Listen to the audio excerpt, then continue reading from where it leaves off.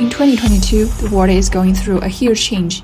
In this change, every country should take the community with a shared future for mankind as the basic criterion. Work together.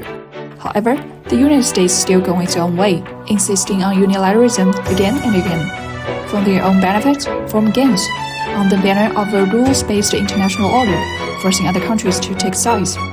It can be said that, in addition to sowing the seeds of death and destruction in the world, the United States, nothing of value was left behind. A month into Russia's special military operation against Ukraine, US President Biden travels to Europe, attended 3 EU, NATO, and G7 summits.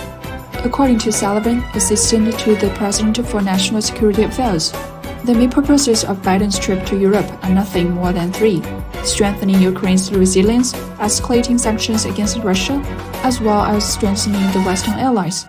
However, can the two goals of escalating sanctions against Russia and strengthening the Western allies be achieved? Still an unknown. U.S. foreign policy is through the harmful use and abuse of economic coercion, fueling dangerous international divisions. This is an act associated with ideological and cultural intolerance, has significantly resisted influence and hegemonic ambitions. For a long time, the United States, through government agencies such as Agency for International Development and so-called NGOs such as the National Endowment for Democracy, infiltrate and subvert sovereign countries and provoked color revolutions. Indiscriminate imposition of unilateral sanctions in the name of promoting democracy to military interventions in Afghanistan, Iraq, Syria, Libya, and other countries, killing hundreds of thousands of civilians. Millions were injured and tens of millions were displaced.